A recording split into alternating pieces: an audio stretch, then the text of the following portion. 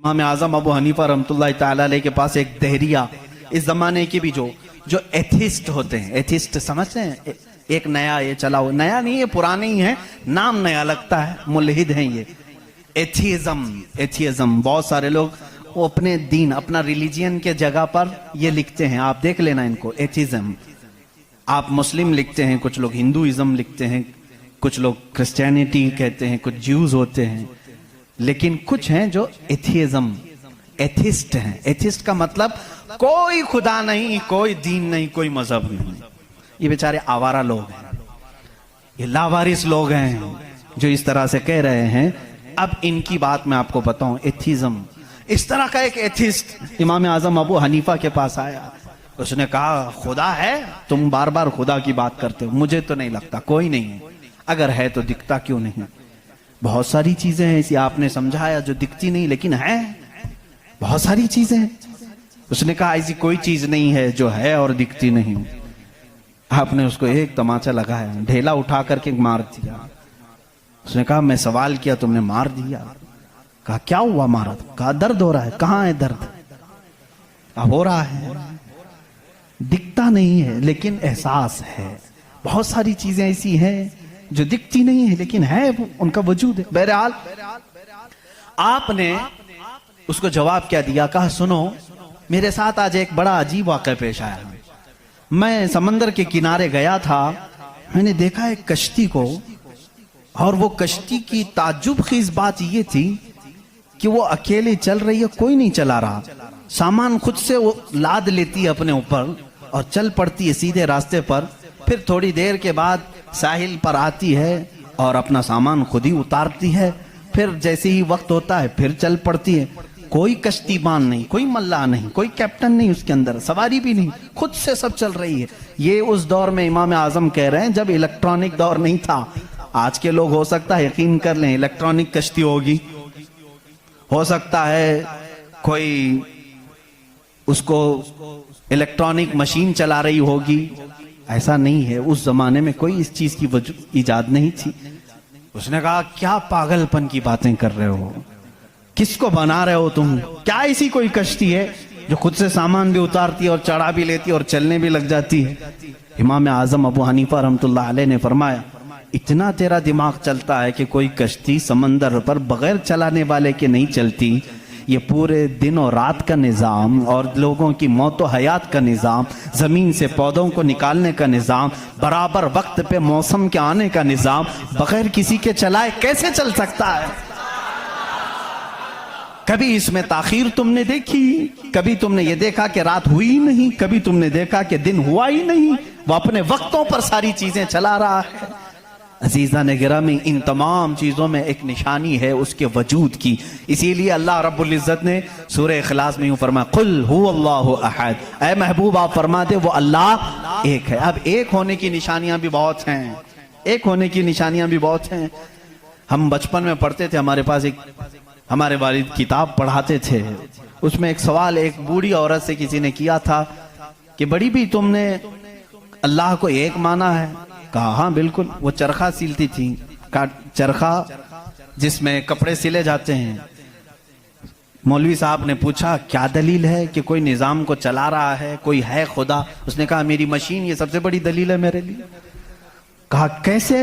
کہا یہ جو چکر کاٹتی ہے مشین، جب تک میں پاؤں ہلاتی نہیں یہ چرخہ چلتا نہیں۔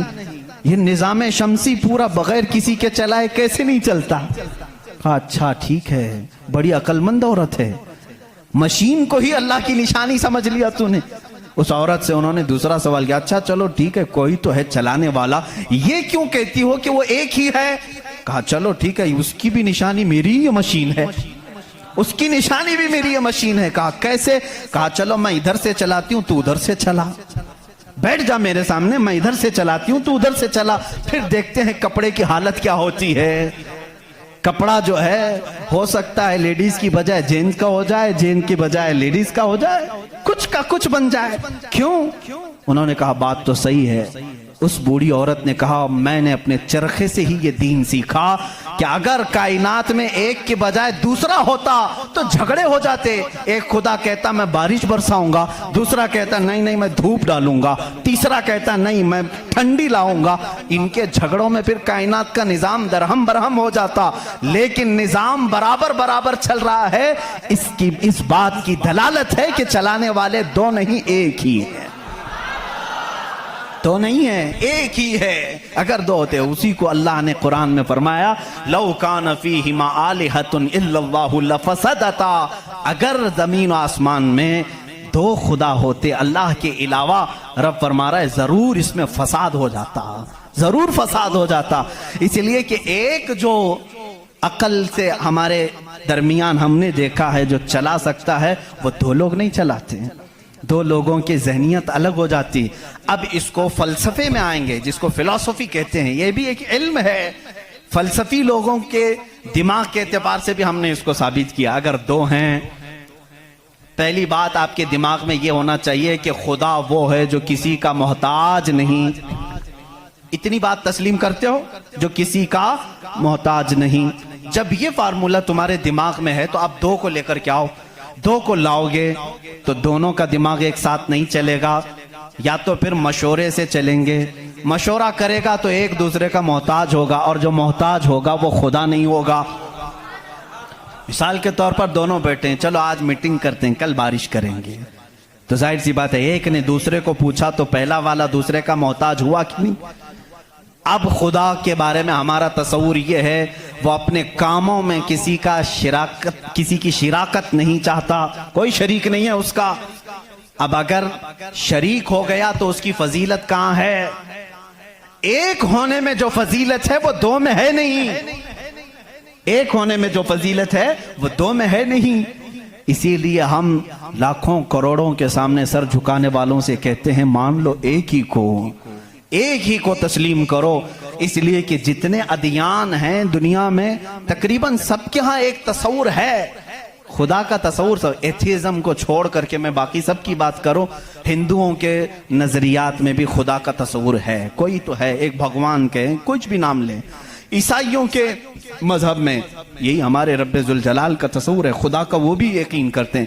یہودی بھی خدا کو مانتے ہیں, سکھوں کے ہاں بھی ہے. تقریباً دنیا میں جو بھی ریلیجیس ہے, کسی مذہب کو مانتا ہے, ان سب مذہبوں میں خدا کا تصور ہے. لیکن اب یہ جھگڑا ہے کہ ماننے میں کون خدا ہے کون نہیں ہے. یہاں تک تو سب متفق ہیں, ہے کوئی تو ہے, لیکن یہاں آ کر کے چوک جاتے ہیں کہ کس کو ماننا چاہیے کس کو نہیں. اس لیے میرے عزیزو, اسلام نے وہ نشانیاں رب ذوالجلال کے واحد ہونے کی اور اس کے طاقتور ہونے کی رکھی ہیں جس کو آج تک دنیا انکار نہیں کر سکی, اور قرآن کے اس معجزے کو آج تک کوئی چیلنج نہیں کر سکا. میں سائنسدانوں سے بھی کہتا ہوں, آپ کو ایک بات یہ بھی میں بتا دوں, ابھی 18ویں صدی کی بات ہے. 18ویں صدی میں امریکہ کا سفر کرنے والے ایک سائنسدان نے ایک نئی چیز کا انکشاف کیا. اٹلانٹک اوشین میں یا سمندر کے ایک حصے میں ایک ایسی جگہ ہے جو بالکل ہی ڈارک ہے, ڈارک سپیس اس کو کہتے ہیں. یعنی وہاں روشنی بالکل نہیں, سورج کی ایک کرن بھی وہاں نہیں آتی, اتنی وہاں تاریکی ہے. یہ کب؟ 18ویں صدی میں, یعنی آج سے 200 سال پہلے کی بات ہے.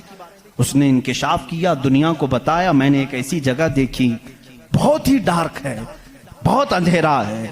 وہ جب واپس آیا تو علماء ربانیین نے سورہ نور کی قرآنی آیتیں پڑھی. اللہ فرماتا ہے کہ اذا اخرج یدہ لم یکد یراہ ومن لم یجعل اللہ لہ نورا فما لہ من نور. اللہ فرماتا ہے ہم نے کائنات میں ایک ایسی جگہ رکھی ہے کہ اس پہ اندھیریوں پر اندھیریاں ہیں, اگر تم ہاتھ بھی نکالو گے تو ہاتھ بھی نظر نہیں آئے گا, ہاتھ بھی نظر نہیں آئے گا. یہ کہاں کا؟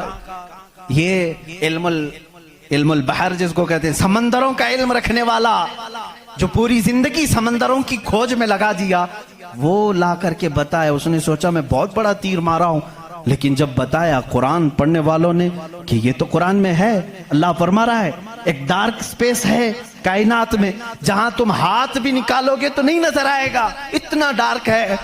وہ سٹپٹا گیا, پریشان ہوا, میں اس کی تحقیق کروں گا.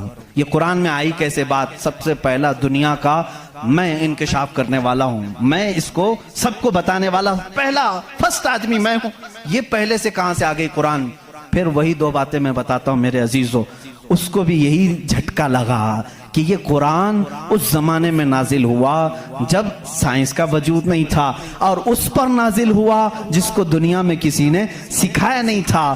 بعد میں پھر اس نے یہ سوچا شاید ہو سکتا ہے پروفیٹ محمد صلی اللہ علیہ وسلم سمندروں کا سفر بہت کرتے ہوں گے، ان کے سمندروں کے سفر میں شاید کبھی یہ جگہ آ گئی ہوگی، اس لیے انہوں نے اپنے من سے قرآن میں یہ لکھ دیا ہوگا. اس نے یہ نتیجہ نکالا. لیکن دوسرے ہی دن اسے پھر بڑا جھٹکا یہ لگا کہ جب سیرت مصطفیٰ پڑھا اس نے، اللہ اکبر، حضور کی 63 سالہ زندگی میں آپ نے ایک مرتبہ بھی سمندر کا سفر کیا ہی نہیں. یہ بہت بڑا جھٹکا لگا کہ وہ محمد صلی اللہ علیہ وسلم کبھی پوری زندگی میں سمندر کا سفر کیے ہی نہیں. میرے عزیزو، اس بات میں غلط فہمی میں نہ آنا کہ وہ سمندروں کو نہیں جانتے تھے. وہ معراج کا سفر کرنے والا رسول سمندروں کو ضرور جانتا ہے، لیکن یہ حکمت الہی تھی کہ کبھی سمندر کے سفر کرنے کا اتفاق نہیں ہوا. اب اسے جھٹکے پر جھٹکا یہ لگا جو کبھی سمندر کو گیا ہی نہیں، وہ اگر اٹلانٹک اوشین میں موجود ڈارک سپیس کو بتاتا ہے تو ضرور وہ اپنے پیٹ سے نہیں بتا رہا ہے، وہی اس کو بتایا ہوگا جس نے ڈارک سپیس بنایا ہے. یہی اللہ رب العزت کے وحدانیت کی نشانیاں ہیں، اس کے وجود کی نشانیاں ہیں. قرآن پڑھو، اس میں بہت ساری چیزیں. جنہوں نے یہ انکشاف کیا کہ کچھ سمندروں میں ایسے اللہ رب العزت نے بنایا ہے، وہ بھی آپ کو مل جائیں گے. دو سمندر ملتے ہیں اور دونوں کا رنگ الگ ہے، ایک سمندر نیلا ہے، ایک سمندر پیلا ہے، دونوں کا ٹیسٹ بھی الگ ہے، ادھر کا میٹھا ادھر کا کھارا نمکین ہے، لیکن وہ بہت دور تک ملتے ہوئے جاتے ہیں. لیکن اس کا پانی اس میں نہیں آتا، اس کا پانی اس میں نہیں آتا. کیوں نہیں آتا؟ اللہ فرماتا مرج البحرین یلتقیان، مرج البحرین یلتقیان بینہما برزخ لا یبغیان فبأی آلاء ربکما تکذبان. اس رب ذوالجلال نے فرمایا ہم نے دو سمندروں کو بہایا ہے، دیکھنے والوں کو ایسا لگتا ہے کہ یہ مل گئے ہیں، لیکن ہم نے اس میں نہ دکھنے والی ایک ایسی دیوار بنائی ہے کہ اس کا پانی اس میں نہیں ملتا، اس کا پانی اس میں نہیں ملتا. یہ بھی کون سے رسول کی زبان سے اللہ تعالیٰ بتا رہا ہے لوگوں کو جو رسول کبھی سمندر کا سفر کیا ہی نہیں. اس رسول کی زبان سے اللہ نے دو سمندروں کے ملنے کی بات کی. سائنسدانوں، اب تو تمہیں ماننا ہی چاہیے کہ قرآن رسول کا اپنا بیان کیا ہوا کلام نہیں ہے، اسی کا یہ کلام ہے جس نے سمندروں کو اس طرح پیدا کیا.